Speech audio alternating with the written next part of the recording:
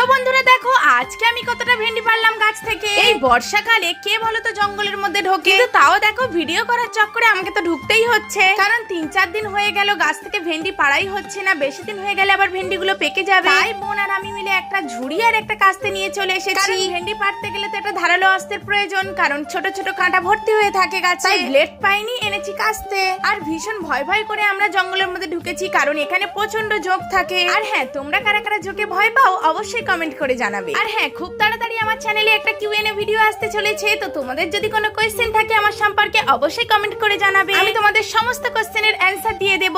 তো দেখো এখানে যেগুলো ছোট ছোট গাছ ছিল সেই গাছ থেকে তো আমি ভেন্ডি তুললাম। তো এরপরে দেখো পুরো এক মানুষের থেকেও বেশি বড় বড় গাছ। আমার বোন এত লম্বা হয়েও সেই গাছের নিচে পড়ে রয়েছে। তো দেখো এখানে বোন কতটা ভেন্ডি তুলেছে একসাথে। তো চলো টাটা, আজকে ভিডিও এই পর্যন্ত, দেখা হচ্ছে নেক্সট ভিডিওতে। ততক্ষণ তোমরা সুস্থ থেকো, ভালো থেকো।